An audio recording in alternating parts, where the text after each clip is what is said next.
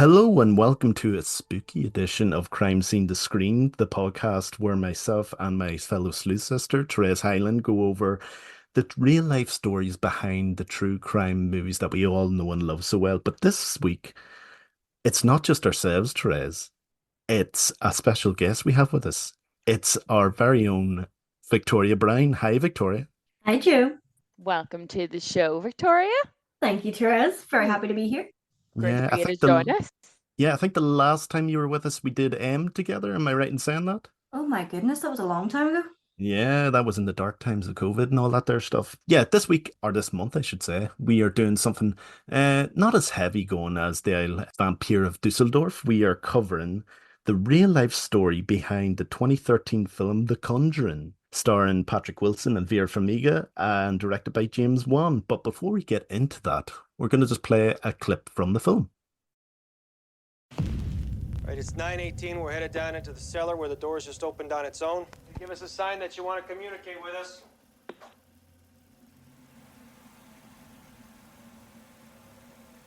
Nothing.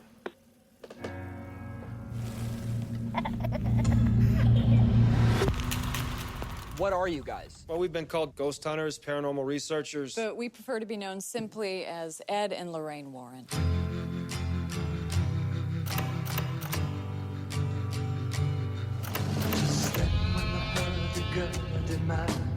There's someone here that would like to talk to you.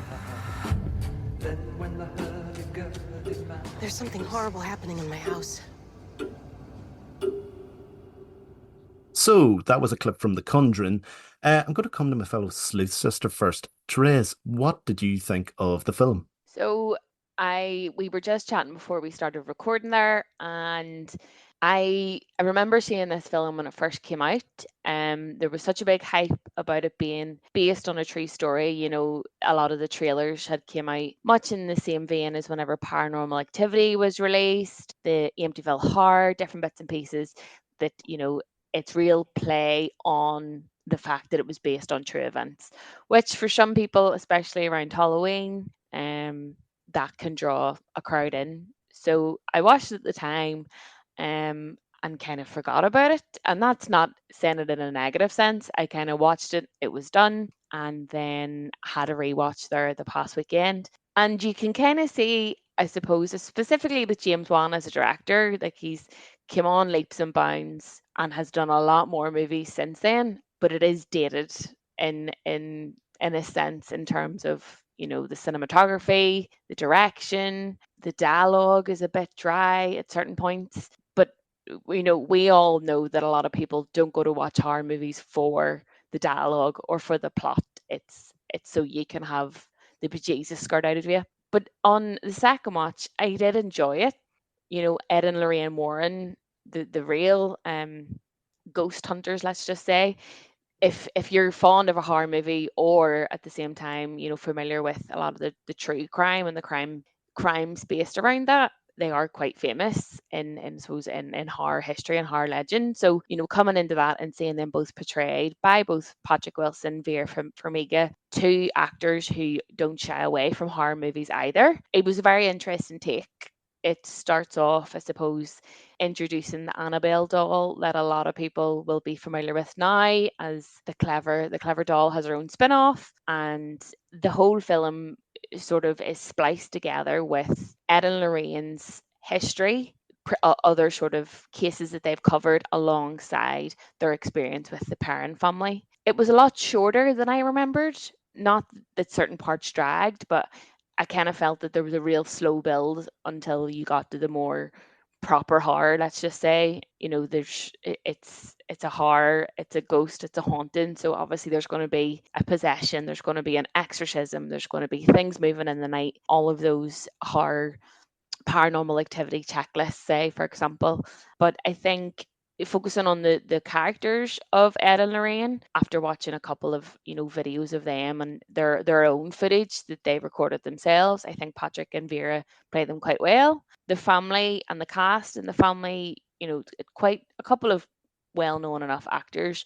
You might not be able to remember their names, but it's a case of, oh, I remember seeing him, who Ron I think his name's Ron Livingston, who plays the dad. He's been in a couple of things. You've got Joey King, who plays one of the children. She's been in a couple of Netflix movies recently. So, it's seeing a couple of them actors and actresses in their infant stage. But I mean, I enjoyed it for what it was. It's a good scare, a good bump in the night sort of type of story. But I would be interested to hear what you both think. Victoria, I suppose we'll get you into the fold and would be interested to hear what your thoughts are with The Conjuring. I'm kind of similar to yourself, Therese. I watched this way, way back when it first came out and never went back to it. But it wasn't because I disliked it. I just, like yourself, I watched it and it was done. I much preferred the second one that came out in 2016, which was based on the Enfield Poltergeist. I thought that was a far better made film. Back when I first watched this, I really loved Insidious. I loved Dead Silent, so I was expecting to go into this film really loving it, but I found it quite slow and, like you said, Therese, like very dry in the dialogue. The jump scares were a bit too formulaic for me. But I watched it with two of my sisters and neither of them were into horror and they were really freaked out by it. So I don't know if I'm just a bit desensitized now.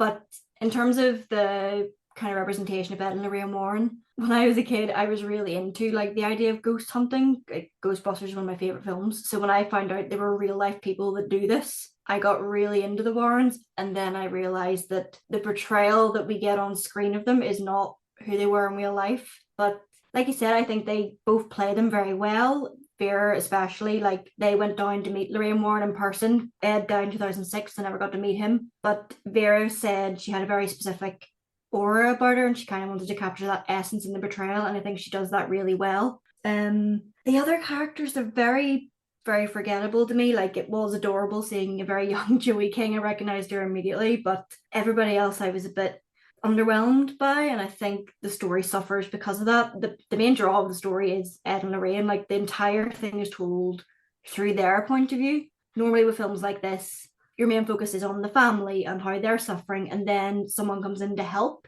Like in The Exorcist, it's all about Reagan and Chris and their relationship, and then the priests come in. Whereas this is very much told from Ed and Lorraine's point of view, and that's kind of carried throughout the rest of the universe as it develops. So I think those two and their performances are what carry this. But for a first film in a franchise, it's not awful, but it's not great either. Well, I think I kind of disagree with both of you. I really like this film. I really do like Conjuring. I think it's because of the time I watched it. It was in anticipation of the third one coming out, and I hadn't seen any of them. And it was in around lockdowns. I think were still happening. I think it was like the second lockdown, or whatever. And watched it with my girlfriend, and we just loved it. Like a bit like yourself, Victoria, she sort of fell in love with the characters of the Warrens, and she liked how they were portrayed. But when we were going to rewatch this, I'd already done a bit of the research, and I was like, there may not be the nicest of people, put it that way. And it's like, oh no.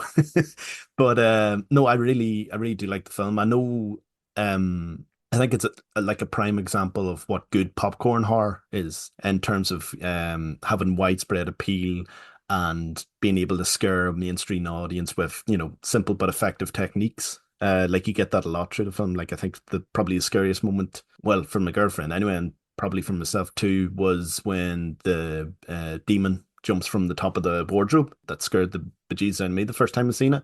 But yeah, going back to the portrayal, Patrick Wilson, Vera Farmiga, I think are great and they work very well together. I think their chemistry is fantastic. And there's a reason why, they're probably the main reason why these films continue to be a success, because I believe this first one made something like 319.5 million worldwide. So there's clearly an audience for them. And the series itself, I don't know if it's just these films or the Conjuring universe in general, it's made something like 1.2 billion worldwide. So there is an appetite for this sort of stuff, and that sort of shows on screen. I probably would agree with you in that I think the second one's a better film overall, but I really enjoyed this one because I think James Wan really knows how to construct a scare on screen. But yeah, it sort of all came about. I think it was the Warren's son-in-law, Tony Spera.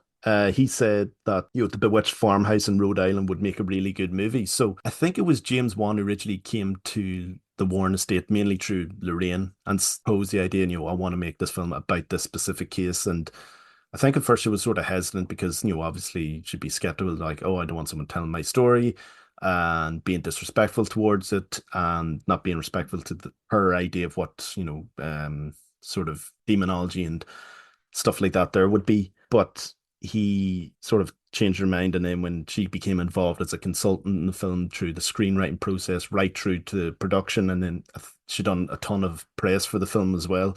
So she really supported the film throughout its whole process because she wanted to be her kind of film. But we'll get into sort of the darker side of that there as we go into sort of more criminal elements in behind the Warrens. So I suppose we'll just dip into the background of Ed and Lorraine. So Ed and Lorraine were both born in, well, Ed was born on the 7th of September 1926, and Lorraine was born on the 31st of January 1927, and they were both born in the Catholic households. Lorraine met Ed at the age of 16, and on their first date, she had a vision that night where she saw him as an old man, and that convinced her that they were destined to get married, and 2 years later they did.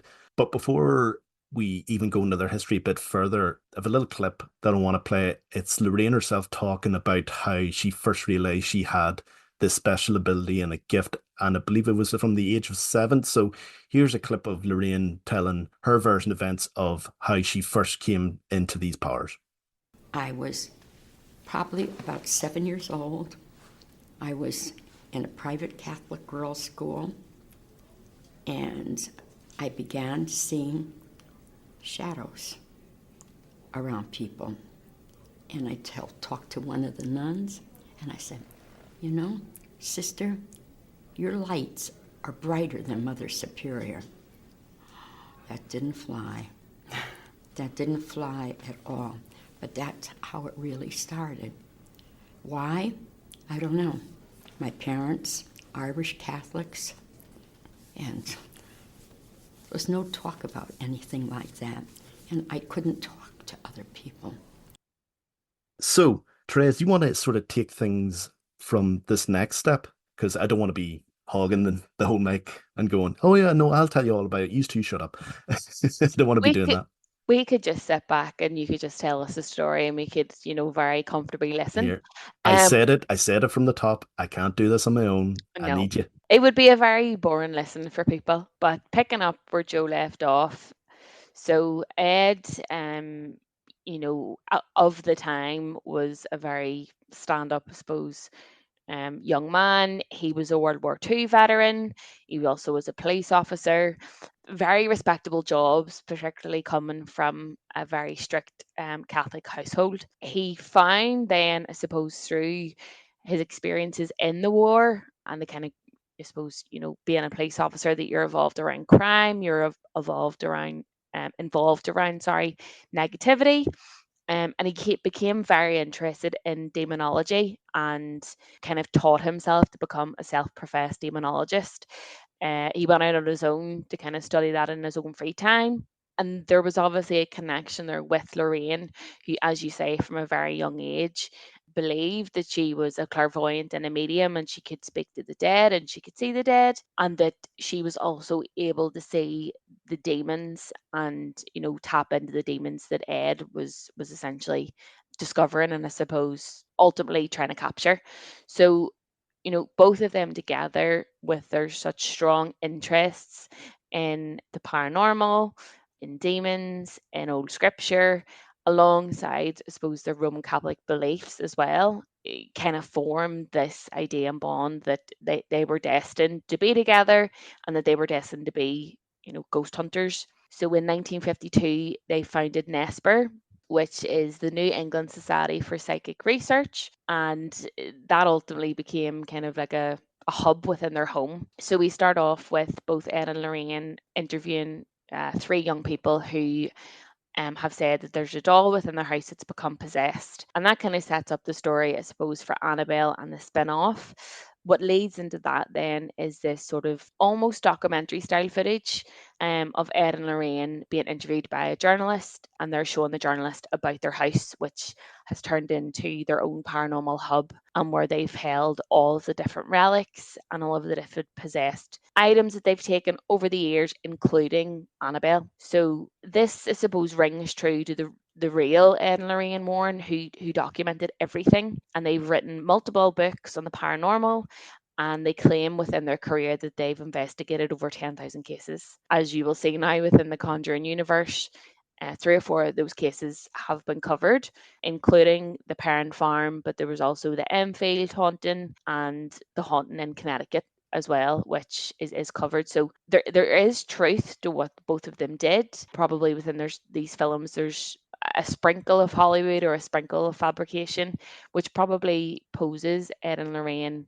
in a more positive light than actually was true. During their investigations, they were very meticulous in terms of who they dealt with. They had strong relationships with the church, they had strong relationships with local police officers, medical doctors, scientists, researchers, and anyone, I suppose, who would be conducting an investigation into any sort of paranormal activity. So, they really, I suppose, in a sense, you have to kind of commend them for the amount of work that they did. I think you can, there's a lot of people these days that claim that they're a medium, or, claim that they're clairvoyant or ghost hunter, and you only need to watch the stuff with like Yvette Fielding all those years ago on TV, on ITV, ghost hunting with Yvette and different things. But to me, I commend their sort of efforts to, from what they went through to actually investigate these and bring a lot of people on board, including probably skeptical people like police officers and doctors and police, nurses, college students, and also, I suppose, members of the Catholic Church as well. There's always been this undercurrent of exorcisms and different things within in the chapel, and it's ultimately trying to scorn out the devil from people within you. But it's even as amazing to think that Ed himself was recognized by the Vatican as being an actual exorcist, one of the only few, and correct me if I'm wrong on this, but I think he was one of the only few non-clergymen who was allowed to perform exorcisms as granted by the Vatican. See, I didn't think that was the case, because when we get to the actual investigation, and how it ends compared to the film, the reason why, in the film they perform an exorcism, whereas in real life they actually performed a seance, because Ed and Lorraine were very strict in saying, we can't do an exorcism. It strictly has to be done by a Catholic priest. But then again, this case was in the early 70s, so maybe later on down the road, the church gave him that sort of permission in a way to do it. But just on the Warrens, do you believe, Victoria, there's any truth behind their investigation or anything in relation to the paranormal?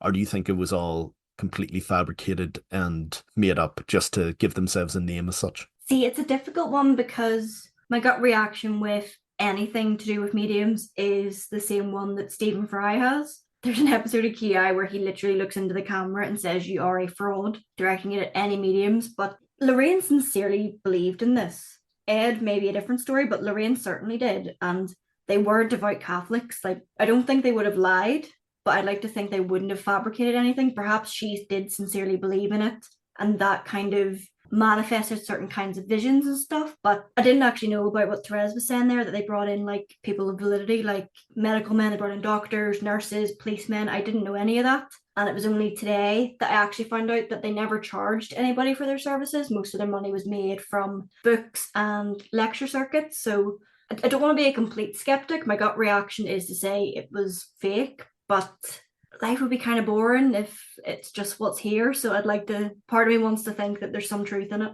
Well, the thing about it for me is it's a case of, like, you hear just too many stories of, even when they were writing their books, Ed was constantly telling like ghostwriters and stuff, "Oh, just we've made that up. That didn't happen," or this. So maybe that's just maybe down to embellishment more than, what happened. I think there were some cases where some stuff did happen. Like even this case, for example, but obviously the film exaggerates it to the nth degree for entertainment purposes. But like you said, they didn't, charge anyone for this kind of stuff. And they even portray in the film the fact that there's like a small scene where they investigate someone's house because they're like, "Oh, we hear something in the attic," and then they go, "No, it's the window. There's like moisture coming in and it's causing the pipes to, make noise, and that it's not supernatural. It's just there's some you have an old house, and this is what's causing this noise that's scaring you at night." So in that respect, I don't think there is a certain level of sincerity, and I think that maybe comes more from Lorraine, because even when you watch her interviews just before she passed, she comes across as a nice, sweet old lady. But I'm probably going to dispel that now completely when we go into the more criminal side of things when it comes to the Warrens, because there was a case back in 2017 involving a lady called Judith Penny. And she claimed that she had a 40-year sexual relationship with Ed living in the Warren house. And this began when she was at the age of 17. And according to her claim, oh, sorry, no, I lie. It wasn't that. It was according to her claim, it began when she was only 15. And when she became pregnant, Lorraine had convinced her to have an abortion so she would not sully their reputation. So that kind of, sort of aura that they've built around themselves, being devout Catholic and fighting against evil at all times, that if that story's true, based on Judith's claim, that completely dispels all that stuff and throws it out the window.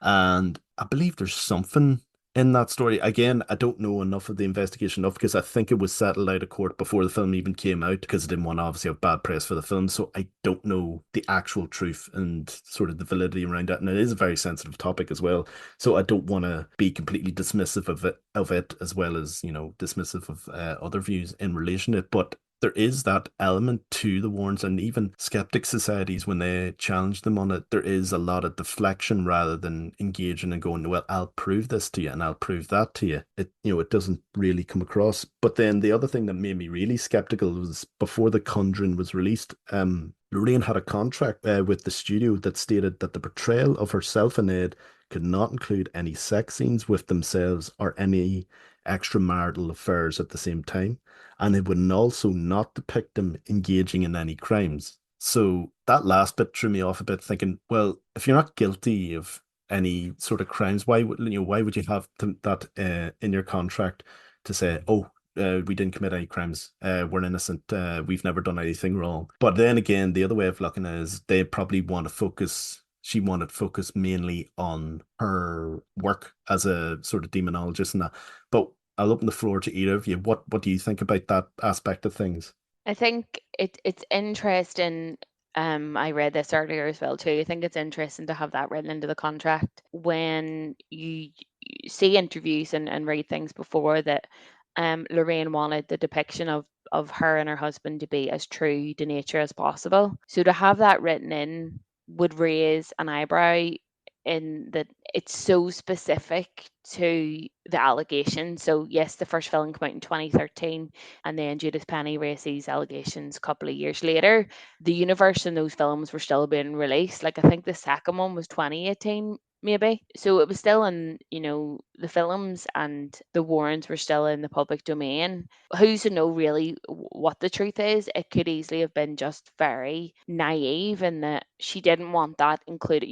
Horror movies, let's be real, one of the tropes is sex because of the fear behind it. Any slasher movie, Friday the 13th, Scream, there's always a sexual element to it. And it might have been a case that they didn't, Lorraine maybe didn't want to have that trope in it because it didn't benefit the story in any way. And that's very true, even I suppose, of the parents in the movie as well. There's one scene where it's maybe alluded to that they're about to have sex, but it just moves away. Like it shows them briefly kissing. It doesn't show anything else. So it might have just been maybe the overall nature of what they wanted to focus on, which was the haunting and the possession with this family. But then when you find out that those allegations came out, and very serious allegations as well, and from what I could see, I don't think Lorraine ever denied it either or ever really commented on it. So it would lead you to believe that there's some truth in it there. And particularly, Joe, as you say, it dashes their whole idea of being this real strict Roman Catholic couple when they convinced this young woman to have an abortion, as it's well known that in the eyes of the Lord, in the eyes of the Catholic Church, abortion is a sin. So, it could go one of both ways. She maybe just didn't want her ideal story that she made up of her and her husband to be hampered, or was it a case of that she didn't want any real focus taken away from the story and the family really either? But who's to know? What do you think about it, Victoria? See, when I was doing a wee bit of research into this, the story did come up, and again, you're kind of torn because if they were such devout Catholics, they wouldn't have done that. They wouldn't have made her get the abortion. But past history indicates that just because you claim to be of a certain religion doesn't mean that you're completely morally perfect. And I'm very much of the opinion of we have to believe anyone that comes forward first. And if she was this young, Ed was quite a charismatic guy. Like, this young girl, if she really was 15 when this started, he could have groomed and manipulated her. Obviously, I feel a little bad talking about this because the man's dead and he can't defend himself, but these allegations didn't come out of nowhere. But again, when I was researching it, one of the main points of argument that the naysayers against her use is that Ed and Lorraine weren't actually in the house a lot. They were usually off doing the exorcisms, they were off doing investigations, they were off doing lectures and book signings, but just because he wasn't there a lot doesn't mean it didn't happen. And for Lorraine to have such specific stipulations within the contract, it would raise a red flag in anybody. Yeah, no, absolutely. Like, I'm agreeing with you sort of 100% that you put it better than I probably could have, because I tend to get muddled with my thoughts in my head, and then that muddling comes out through my mumbling.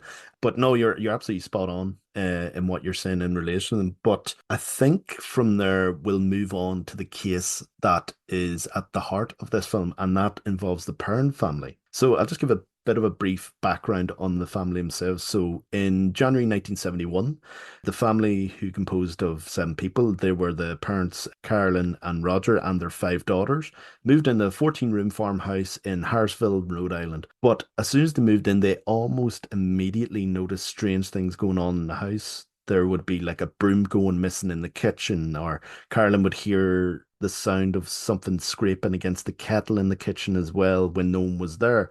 And then she would also find like wee small piles of dirt that were formed on it, like a newly cleaned kitchen floor. So just little sort of bit of poltergeist sort of activity there. And then that moved on from, the likes of Carolyn to the girls, who would notice, sort of the presence of spirits around the house. But they thought they were more harmless than sort of angry spirits. And the family sort of experienced them collectively through like a smell of like rancid, rotten flesh that would sort of be coming from the basement, and it would rise from those the floorboards and spread throughout the whole of the house. But I think the best way to move forward with this here is by actually listening to one of these girls who experienced this activity. It is from Andrea, who was the oldest of the Perrin girls, and here she is explaining the kind of activity that went on in the house. She said, "I'm scared." And I said, "What are you scared about, honey?" And she said, "I hear voices in my room." I said, "Is Christine talking in her sleep again?" She's like, "No, it's not Chris.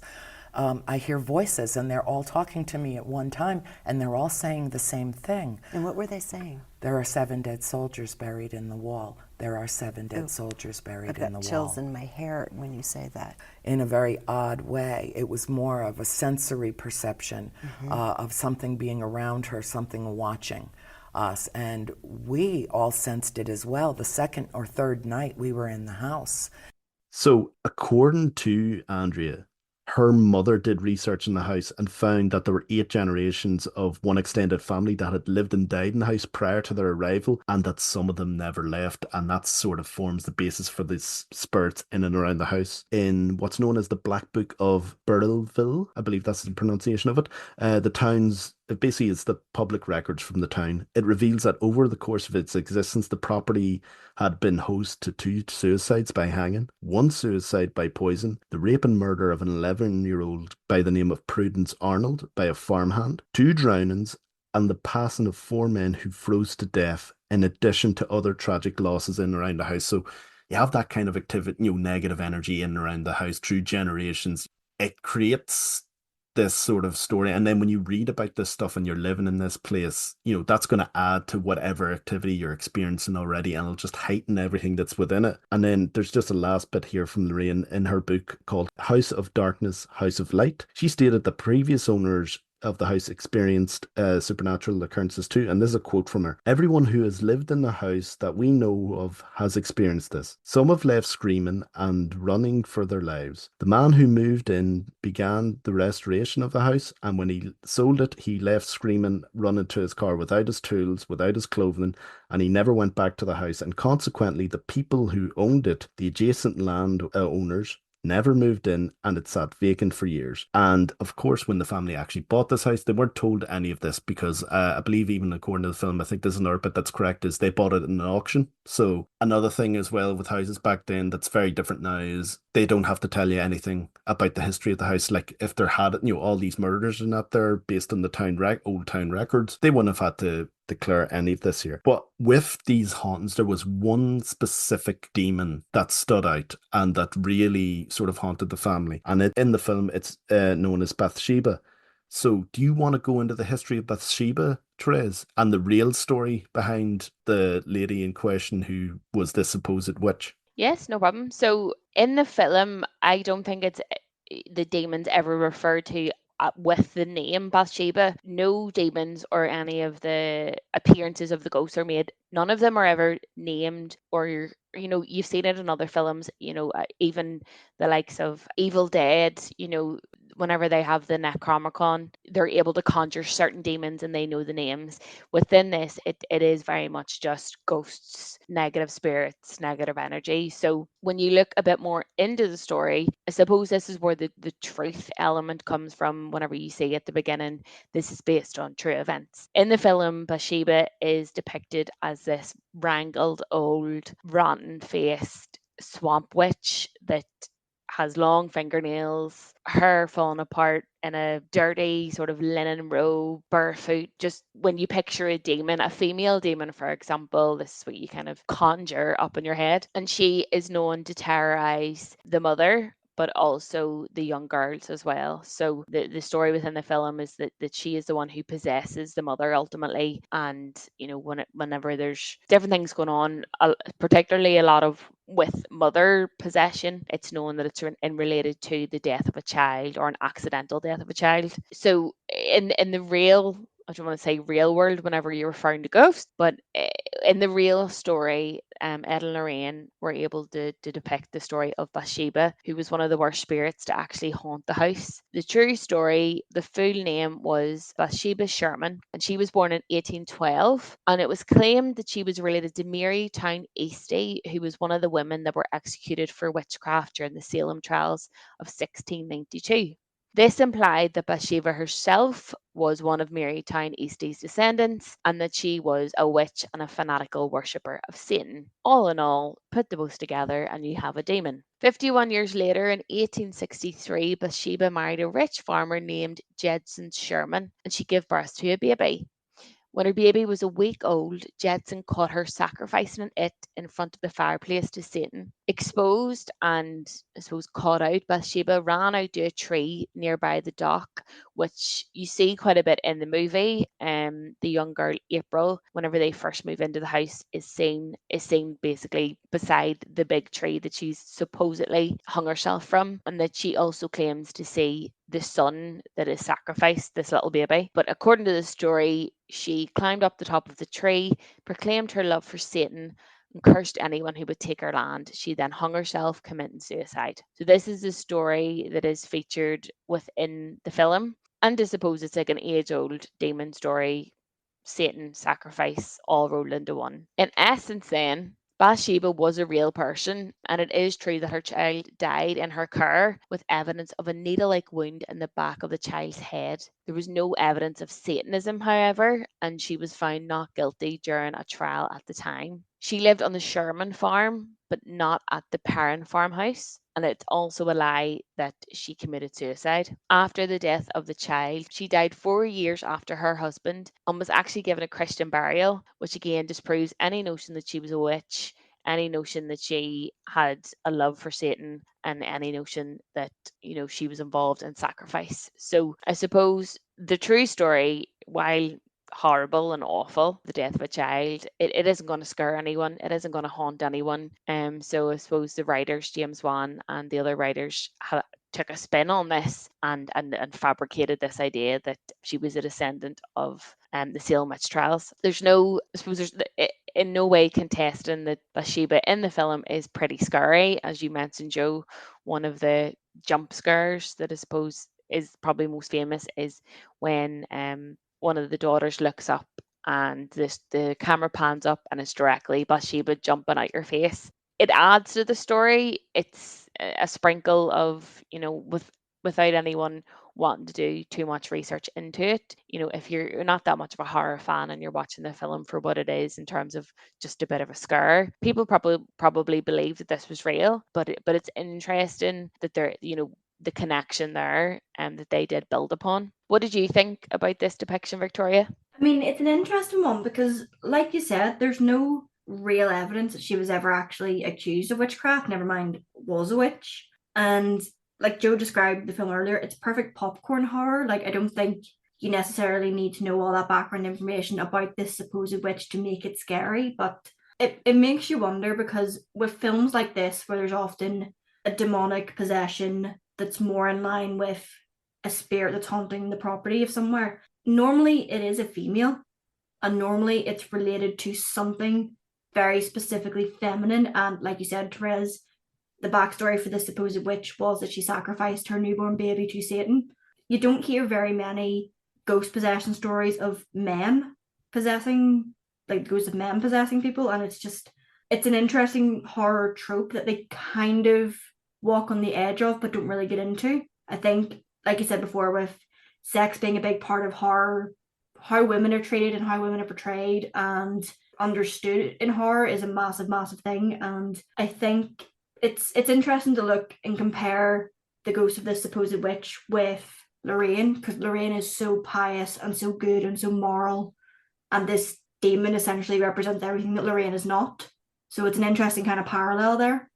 Yeah, no, I agree with you in that, Victoria. But as well as that, I think it reveals a bit of sort of hypocrisy as well within the Warrens and sort of their principles when it comes to this stuff. The fact that, you know, this story about this actual woman was out there and they didn't really look into it. It was a case of just Lorraine going, oh yeah, it's this demon Bathsheba, and she sees Carolyn as a threat because she's the matriarch of this household, and basically Bathsheba wants to have that sort of control and power over the house. But the fact of the matter is, you know, if you had have really delved into the actual records, as you know, the researchers who were taking these points from, they went into the actual town records and realized, yeah, Bathsheba was an actual person, but it's complete nonsense that she was a witch or anything like that. I think that legend was probably spread because, you know, the instant reaction of, you know, a woman having a child in their care and it died was, oh no, she killed it and was witchcraft,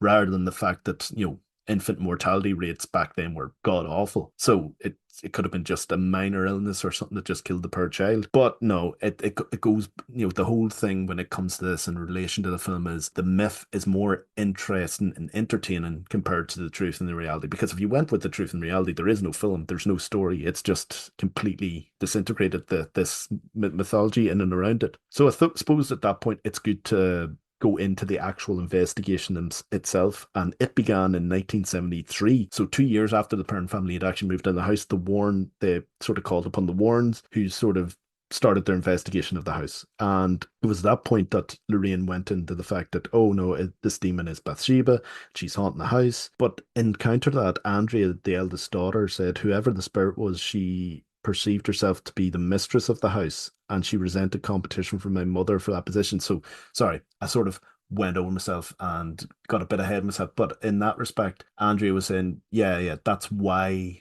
you know, Bathsheba viewed Carolyn as a threat if we're going by this account of events. And their case, they studied everything, and like in the film, this is how they would do their investigations. They would have the cameras set up, they would monitor temperatures in the room, a lot like how a lot of modern sort of ghost hunters do. Like if you watch sort of shows in and around that, I know they're really embellished when it comes to reality shows and the stuff, but those are the sort of techniques they would use. And I kind of like that aspect of the film and how they would set up and get ready for, you know, the unveiling of these spirits as such. But yeah, the case sort of came to an end, sort of similar to the film in that Carolyn was starting to have a lot of issues. So on the face of things, I think it was a case of her mental health deteriorating. But obviously, if that's happening in conjunction with these, you know, the spiritual phenomena, they're obviously going to blame the spirits and say, oh no, she's possessed. So, and to counter that, the Warrens didn't perform an exorcism like I mentioned earlier, Nicole. They called a seance to try and speak with the spirit and try and sort of cast it out of Carolyn. But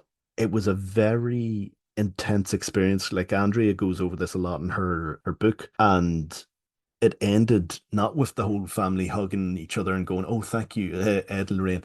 It basically ended with Roger kicking the Warrens out of his house because he believed that they were the source of her problems and that they were the reason why things had deteriorated so much for Carolyn. And the funny thing is about the case is, the film sort of insinuates, yes, the demon's gone, it's out of the house, we're moving away. That wasn't the case. The parents lived in the house right up until 1980, but it wasn't until financial troubles that they sold the house. So they were more or less set there for life until that there sort of happened. And the funny thing is, Andrea describes her time in the old Arnold estate as not one of pure terror, but miraculous and wonderful and inspirational and illuminating. So a far cry from what's portrayed in the film where every one of the girls are absolutely terrified. So have you any thoughts or anything in that there, Therese, in that aspect of things in terms of the investigation and the sort of conclusion of events, as it were? But that would make a good movie, Joe. So that's Bingo. why it wouldn't make a Yep. good film. Yeah, I think I mentioned this at the top that it is a slow burner. The dialogue is really dry the whole way through, not just with the experiences at the house, but also when Ed and Lorraine are being interviewed. There's also, and I personally thought there was no real relevance to this, but there's also an inclusion about their daughter Judy as well. And the only point is that Judy, the daughter, gives Lorraine a necklace that has her picture in it and vice versa. And it becomes possessed essentially. And then she's worried about her daughter and different bits and pieces. There's no real truth to that either. That didn't happen. His daughter Judy was, as Victoria said, the two of them were rarely ever in the house. So she was looked after by a nanny for a good portion of her life. And I remember reading like an interview with her, years later as an adult, that she didn't really have much interest in what her parents were doing either, because they were just never there. They were never there even to tell her what they were doing or get her involved. So she almost was very distant from her parents as well. So I think they added that in just to refocus the story on the Warrens and not necessarily on the house. They tend to do that with a lot of the other Conjuring films as well. The Haunting in Connecticut's slightly different because Ed and Lorraine just kind of pop in. It's not really just about them, but the other Conjuring movies, it is very much of, I don't want to say like their own docu-series, but it references their idea that they always had their home movies and they were always recording stuff, and that the story they were investigating was the side piece rather than the actual two individuals themselves. I think a lot of the marketing tended to make it look like it was focused on the story, but it always kind of came back to Ed and Lorraine. With the investigation, yeah, there is that again, coming back to horror tropes, very much that idea of whenever there's a paranormal essence there, you get out your heat lamps, you get out those old fashioned shutter cams, you're putting crosses everywhere, everybody's wearing rosary bead, very like you've got your cross there, yourself, you're expelling demons. Very reflective of The Exorcist as well. There's a lot of that. Those props are always placed very intelligently about different spaces, and it only really starts to build in the story in the film when it's coming to that climax. They get all the cameras in, they get the extra help from the police officer who's the skeptic, and then he gets attacked and he starts to believe, and then there are other paranormal. So it makes the real story seem much more exciting. And it's not to say though that I don't disbelieve at all that what happened to the family didn't happen. I do believe in ghosts. I do believe there's something else out there. I've experienced wee different bits and pieces before, but that there also is sometimes explanations for things. But a seance, I think if they maybe did a seance in this, it still could have been explosive enough. There's other shows and other films that have included seances that has been really effective. The others for me is probably the film that has one of the best seance scenes, or Ouija or something like that. If it's taken or carried in a specific way, it can become quite exciting. But also, there's nothing just as exciting as an exorcist coming in, an exorcism taking place, the person's voice changing. They're going to scorn the devil from hell. They're going to kill all your family. They're going to do this. They're going to do that. Chairs spinning, things being flown about the room. It all does build up to this one big ending, which is, everything's okay. I think with the film, I probably which what would have much more preferred that sort of, at the end, all the families hugging each other and it's all great and it's all lovely and the mother can go outside and just not getting burns anymore.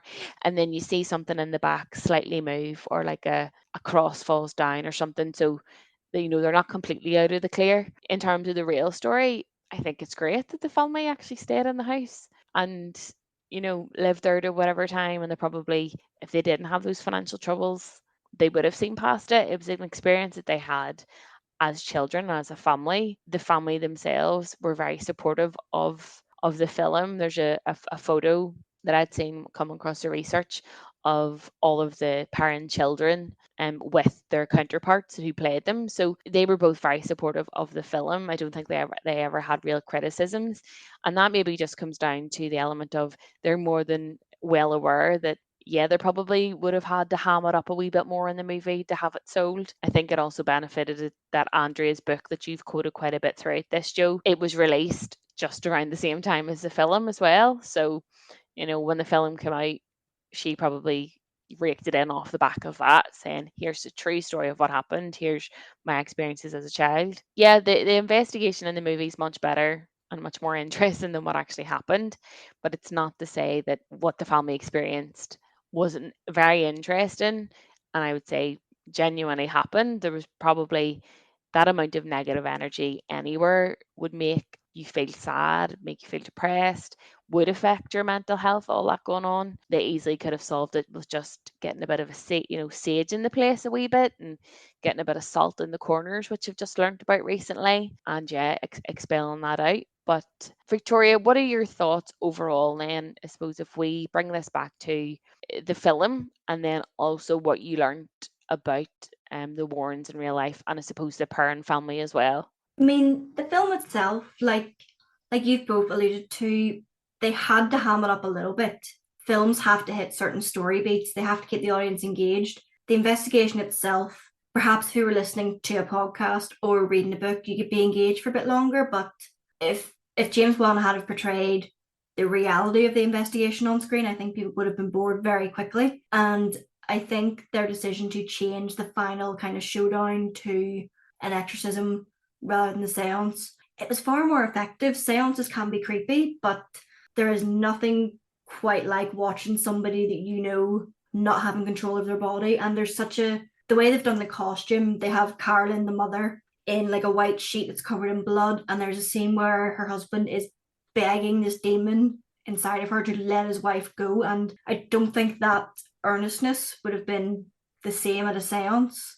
Like seances, yes, there's rattling tables and everyone's kind of holding hands and stuff, but an exorcism is genuinely frightening. And I don't know if either of you have come across this in the research, but were the Perrin family themselves, were they religious? Well, I know in the film, the father says, no, we're not religious at all, because I think it's Ed who tells him, you're probably best getting them baptized, you children. Yeah. I don't know. In reading up about this case, I didn't find anything that sort of supports that case. But at the same time, when it comes to stuff like that, and the fact that Lorraine was so closely connected to the screenwriters in the process of making the film, I think there is a lot of truth behind that side of things. I think when it comes to those sort of real life events, I think they're more or less can be taken for face value. So I don't think they were religious in that sense. But at the same time, I don't think it would have made a difference, because when you hear of these cases, it can happen to someone who is religious or someone who isn't religious. It just is dependent on the place rather than belief system, as it were. But yeah, is there anything else, even Victoria, on the ending or the case in general you want to get into? I was curious to know about the family, because over 10,000 cases, even if there is a wee bit of a skeptical bone in my body, there's got to be some truth in there somewhere. And Lorraine was very adamant in her belief that if you didn't believe in God, if you didn't have a religion, that opened doors for these malevolent forces to come in and kind of manipulate you. And while that is a horror fiction trope, you do see it a lot in these real life cases. So I would love to know the kind of percentage of what people in these cases were religious and who weren't, and whether that impacted how Ed and Lorraine would have approached it. Well, the thing about that, Victoria, is it's a very Catholic thing. Just speaking from experience, it's like just even like phrases that your granny or that would throw you, like, oh, they've got the devil in them, they've got this, that in them, because they are a bad person or something out there, so they have that negative energy. So they'll let that sort of negativity in, be it through a spirit or whatever. But that's more of a, I think that's more of a cultural aspect of the religion rather than actual belief itself. But yeah, go on ahead there, sorry. No, it's an interesting thing because it is when we tend to think of Christianity, we do tend to think of Catholicism. Like anyone listening from Northern Ireland, I'm from a more Protestant background. We don't really talk like that. We wouldn't speak of exorcisms, or we wouldn't even really use crosses that often. The only time you would see crosses with Protestants would be in the church itself, unlike Joe, who's got one in his bedroom right now. See, to be honest, I do like the film, and I think it's one of the stronger representations of one of their investigations on screen. Like the Amityville Horror is obviously a classic, but that film could stand on its own without the influence of Ed and Lorraine. And Therese alluded to it earlier, The Haunting in Connecticut was one of my favourite horror films when I was younger. Looking back on it, it's not great, but Yeah, I would agree. When I was yeah, younger, I loved it, yeah, especially the scene where, the young boy's possessed and they start writing into his skin. I remember at the yeah. time wanting to, like, just squirming, almost thinking, like, how that would feel on your body. And then Mhm. again, I watched it recently thinking that this is actual garbage, to be honest. The story, the true story is very interesting with the haunting in Connecticut. And if anyone listening would, you know, there's reams and reams of research and bits and pieces on the internet all about Ed and Lorraine's cases. I found the Enfield haunting and also the haunting in Connecticut, the true stories with those, very interesting. Mainly because in the haunting in Connecticut, not to spoil anything, but there is an actual death in it as well. So, and the Enfield haunting is based in England as well, which is very interesting and is very remnant of the likes of Ghostwatch and those other. There's that Ghost Stories as well, which was a play turned into a film. It kind of radiated off that essentially. So for me, yeah, the haunting in Connecticut was better when I was younger and scared of anything, rather than now as someone a bit older. But you did say that your favorite of the whole series would be the second one, Victoria, isn't that right? Yeah, it was one of those ones that sincerely scared me, and I think it carries a bit more weight because there's proof of who died in that house and how they died, whereas in The Conjuring, obviously, they're all relying on this story about a supposed witch that we don't know if is even true or not. And the Enfield one just feels a lot darker. It's a bit more reminiscent of The Exorcist because the main victim in that is a child rather than the mother. Like, I think a big thing about The Haunting in Connecticut, why it feels, is because Ed and Lorraine are at the forefront. In the second Conjuring, they are the forefront. Like them as a couple are what drives the film. There's actually a really heartwarming bit in the second one where I think Ed almost dies, and you really, really feel for Lorraine. Like you want them to survive, and to have that kind of emotional tie to two people to be able to carry that franchise. I think you need that, and Vera and Patrick do that very, very well. And it would be interesting to know what Ed would think of how they're portrayed, because they were, while they didn't obviously charge for cases and they were quite pious about that, they still profited from the books and the literature. So it would make me wonder what Ed would think of all this. Well, funny you say that, because that was one of the questions Lorraine was asked on the press tour for this film, and she was like, "Oh, he would have loved it." I think it's more to do with the fact that, yeah, he would have loved being played by He would Patrick have Wilson. loved the money. Is Yeah. Well, probably what it was. yeah, I was thinking more of ego, but yeah, money obviously first and foremost. You're right, Therese. To be fair, if someone made a film about me and said Patrick Wilson's playing, you'd be like, "Oh, thank you, that'll do lovely." But yeah, at the same time, she was, no, in all seriousness, she was like, yes, he would have loved it because he would have been proud of the sort of account of events that I gave to these filmmakers to put our story on screen, and how I signed this contract that said we didn't commit any crimes. But no, she didn't say that. But no, I think overall, I think he would have liked this portrayal because, his views were always sort of in alignment with Lorraine's in that respect. So yeah, I think he would have been a fan of it. I know I'm a fan of it, and I know maybe to a lesser extent you two are. But before we fully wrap things up, I wanted to touch on something that you touched on already, Trez, when you said that you sort of believe in ghosts. So, Victoria, do you believe in ghosts or the supernatural? I really want to, but I myself have never experienced anything. I've had family members who have experienced genuine hauntings. My nana was an army wife, and she had dated a soldier who unfortunately died in the 60s. And whenever she and my granddad were then placed in Germany, where this ex of hers had died, she remembers the silhouette of a man coming to check on her every night when my granddad was away on duty. And she told the residents, "Who is this guy? He's really annoying me. Can you get rid of him?" And nobody knew what she was talking about. And eventually one of them talked her into getting a medium in to kind of cleanse the house. And the medium knew straight away that it was an ex-boyfriend. And she told my nana to say to this ex, "You don't need to protect me. I'm safe." And once she done that, it stopped. Ooh. And my nana was a very no-nonsense Protestant woman, so she wouldn't lie. So stories like that, I'd love something nice maybe to happen to me to help me kind of believe in it. I really want to believe, but that makes me wonder, do the ghosts kind of look at me and go, nah? Well, since you're not a believer, that's opening all sorts of doors, according to, the Pope and all that crack. But no, I sort of have a ghost story, but it's more to do with, it's probably more tight to Irish folklore than anything. I can't remember what age it was. I think it was maybe 16, 17. But yeah, it was when I was obviously lived at home with my parents out in the countryside. And it was this one night, there was just this weird noise coming from the back garden. I was like, what the hell is this here? Because where I slept, right, it was level to the garden because the way the house sort of was built on a hill in a way. So if I looked out my window, I was looking level at the whole of the garden. And I heard the weirdest sound. It was like all this like squelching and howling and screaming and sort of tearing and everything. I was like, what the hell is that there? Because originally I thought it was badgers and foxes because there'd been a badger's den at the end of our garden. But I found out, subsequently, no, that's been gone this month, because obviously, there's issues you can get with badgers. So my dad, he didn't kill the badger or anything like that there, but he just destroyed its den when it was, out of its hibernation, as it were. So he was like, yeah, we can't have it back here. It'll have to just build it somewhere else. So at that stage, we knew, right, it's not badgers. We've never really have foxes about because unfortunately there's people around my area that would hunt foxes. So we knew there was a low population of foxes, unfortunately. So I was wondering, what the hell is this? And sure enough, went down for breakfast the next morning. Ma said, "Oh, wee John down the road's dead." So that made me go straight away, that's a banshee.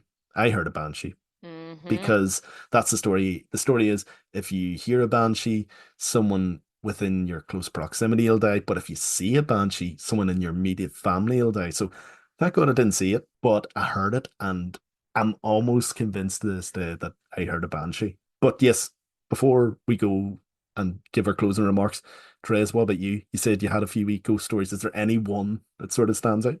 I suppose for me personally, like I've seen visions of my granny before she died. It was my daddy's mummy. Both my grannies died within a week of each other, which was weird enough as it is. But my daddy's mummy, she was 95, like she'd lived her life and didn't have any underlying sort of illnesses when she died. But it was about a week or two before she died. I had a dream and I woke up from what I felt was a dream, and she was just sitting at the edge of the bed. And there was nothing malicious about it, nothing strange. She didn't say anything. She was just sitting at the edge of the bed, just smiling. And I woke up and I was like, what the fuck? Like, I know it's what such what a was weird, happening. but it was like, it's such a weird dream to even have. I was like, Yeah. it's really weird. And I remember telling my mummy and daddy are big holy Joes, like, and they would just poop everything off. And it was 2 weeks later, I was at my formal, and she died, but they said basically that they found her and she was sitting at the edge of her bed. Oh my goodness. Now she wasn't sitting up, but she was at the edge of her bed and was I lying down. down, yeah. So I know, like at the time, I'd only told my mummy and daddy, and then I was just freaked out, and I was like, Mm. this can happen. And I remember telling my cousin Kathleen, who she has always said that she's very in touch with spirituality and whatever. But I remember a couple of years ago, previous to this, that she had seen our Uncle Jared, who had died. We'd never met him, but that he had came and talked to her during the night or whatever it was. And I remember speaking to her about it, and she was like, yeah, no, I would say you definitely seen her and that she was there. And that's just kind of been with me very strangely. I have a banshee story as well with my dad. He grew up in Downpatrick, much the same as yourself, Joe, in terms of living on the outskirts. And him and his two mates were coming back from a night out. So some of the family were living up in Belfast. He had been living down in Downpatrick with my auntie and uncle for a wee while. And him and his cousin were coming back from a night out. Obviously, had had a few pints, so were, merrily on their way. And my daddy didn't see a banshee face to face, but he was turning a corner, and whenever he turned, he just seen the end of a big long strand of hair, and then screaming. So he ran round the corner thinking, oh shit, this is a woman who's been attacked. Got round the corner, nobody there, still heard the screaming, was running about, couldn't see where it came from, went to bed, obviously freaked out, being like, right, I'm out of bed. I must be blocked. I need to go to sleep here. Went to bed and woke up the next day, and his aunt had died. So my great aunt, his aunt had died, and it was the mother of the cousin that he was with. Whoa. Oh my God. There you go. So I hope we've convinced you, Victoria. I mean, you're pushing me towards it, I'm not gonna lie. Oh, well, we'll get there. Spooky. Speaking about that, Therese, you just reminded me, my granny had a similar experience to you with the bed sitting thing. So my granddad passed away 10 years ago, but he was in a home for about a year before he finally passed. But my granny remembers the night he died. She was lying in bed and she felt like a pressure at the end of her bed. And she sat up, and my granddad, Charlie, was sitting at the end of her bed, and he just kind of nodded at her.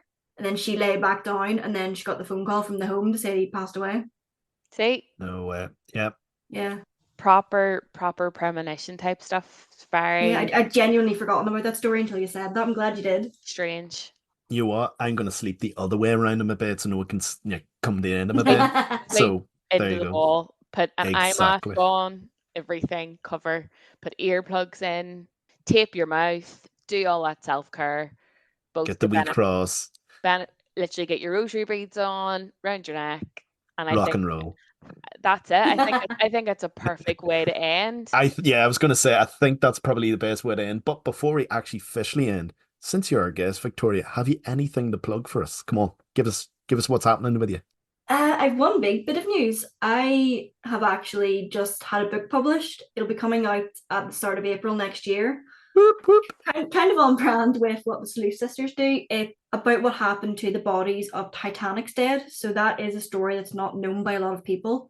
Most people that have written about it are only based over in Canada, where the bodies are. They're in Halifax, Nova Scotia. So the story doesn't really cross the waters the same way most Titanic stories do. So I'm hoping this will teach people a bit about an arguably more macabre side of the story, but it's an equally important one because over 300 bodies were recovered, and if the people of Halifax hadn't have volunteered to do that, those people never would have been buried. So it's a fascinating story.